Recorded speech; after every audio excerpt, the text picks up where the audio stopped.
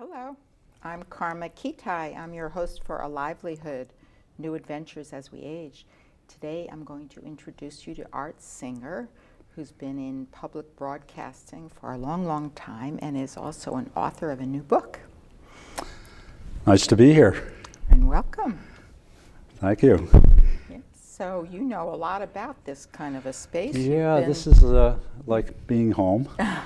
Yeah, I spent 35 years in public broadcasting and years before that as a student studying in college and going on afterwards to do some other work in broadcasting, including some interim management work in New TV in Newton for a number of months when they were in Massachusetts. Here, and from time to time at Emerson when I was working having a second career as associate vice president there, and helping build all the television studios and facilities as Emerson built their new campus in downtown Boston. And so I'm going to be interested to hear a little bit about all these different venues that you've been in your life. But as you might know, I'm a life coach and a psychotherapist, so I'm always interested in what there is about your background, the way you grew up that may have kind of led you into this field. Sure. Do you have any sense of that? Yeah, I think I do. My mother was very much an influence. I was an only child, and my mother in particular loved film. She loved the movies. She loved radio. She enjoyed music.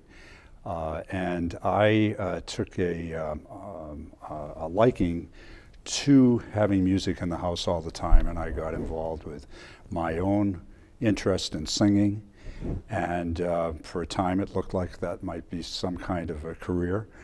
In high school I was editor of my high school newspaper, and was always doing writing. And originally I was kind of shy about I wanted to do something where I felt that it was going to be significant. And I discounted the possibility of media work as being that. And so when I was in college, I actually went to business school. And I studied marketing and advertising and went into advertising when I first came out as a copywriter. So I was still doing creative work, but it was in the space of advertising as opposed to a television station or something like that. What do you suppose made you discount the media as being important? I guess because of family and other grown-ups that I knew, nobody was in the media. So it didn't seem to be as significant as being a doctor or a lawyer or a business person. And the closest I was going to get to that was to be in advertising. And so I was advertising manager of my college newspaper and got a chance to do it there. And then I went on to work for Allied Advertising, one of the big agencies in Boston, as a copywriter, and spent a little time there. But then an opportunity came along to go to Hartford, Connecticut, and help start the public television system for that state. And I went as a producer. So that was actually quite a switch for you. It was. Well, I didn't see it as that much of a switch. Because a producer gets involved in the business end of things. But no, on the production side. So actually producing and doing school programs, instructional programs for the schools, and other programs for the station. And that's when I got hooked on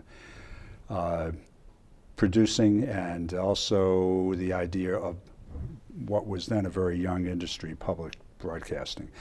So that got me really interested in broadcasting, and then I went on to work at other stations. I was in Washington, D.C., and then in upstate New York, in the Albany, Schenectady area.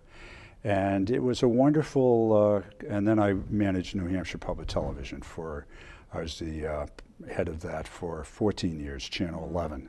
I tell you what was a turning point for me when I was in Hartford. After about a year, we were called in. It was only a small staff into the studio, and we were told that the station had run out of money. and that we were all going to have to help to try to get more funds. And I was given the task in part of going up to the state capitol to try to lobby for money and give some testimony. And it was at that point that I realized that the producing side was fun, but if I really wanted to make an impact with my work in an area of public broadcasting, this area, I needed to be on the other side, so I got into fundraising. So when you came back to Boston, that's when you were employed by Emerson College. Yes, yeah. So I came back a few times in between. After Washington, D.C., I decided that maybe I wanted to make a career change. So I went into a commercial production house for a while, and I tried that. And that sent me back into public television again because I realized that's where I wanted to be. So at various times I tried other things, but I was always drawn back to public TV and radio and the creative atmosphere that exists, even if you're doing the business side. Yeah. And so tell me about the Arthur Godfrey book. Well, Godfrey was an influence on me growing up because I can remember being home and my mother listened to him regularly on the radio. And Is he the one who had that funny kind of nasal voice? Yeah, kind of nasal, but he was the most successful individual on radio and television. He was on all the time. He was on every morning on radio and TV. And was it a early talk days. show? He had, it was an early version of the talk show. He really invented talk television. And he was a wonderful salesman. He was the best salesman there ever was on broadcasting. And so as a result, I learned from him about fundraising and things like that. And at one point I thought, gee, wouldn't it be interesting if there was no book on Godfrey? And he was a very controversial guy. He wasn't the easiest guy to get along with. So I spent about 8 years researching this book while working full time, and published it, and also did a documentary for the A&E network on Godfrey. But then in more recent years, back in Boston, you did have a lot to do with Emerson College. I did, and that was a great experience. And again, lots of students coming through and the opportunity to help them get started in their careers through our facilities and all the opportunities that we could give. And so what was your title there? I was Associate Vice President for Television, Radio, and Film Production. So before we stop, we need to talk just briefly about your new book. Yes, the Boston Downtown Movie Palaces. Well, it's a book that I thought about doing for a long time. It has about 200 pictures that go all the way back to the 1800s. Researched it with many libraries, the Boston Public Library, and probably 30 different archives. And then from there, it has 18,000 words of text, and I cover the whole history of the movie business in Boston, and particularly the 5 major theaters that became the palaces that were built in the city, and 4 of which have been saved. Were they referred to as palaces? I don't know when that term came to be, but that's the term that's used today because they really were.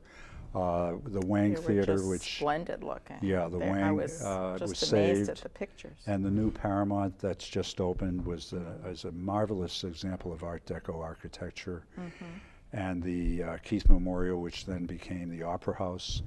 Boston's preserved many of its old theaters, and much more so than many other cities. But they're no longer movie theaters. They're not movie theaters. The Paramount does show some films in one of their studios there. So it was great fun to do that book, and I learned a lot about filmmaking, and I'm doing a number of talks and whatever, and getting a very good response to the book. Thank you so much for being thank with you for us having today. me. I And enjoyed being here. There are a lot of things we could have been talking about. We missed some pieces, but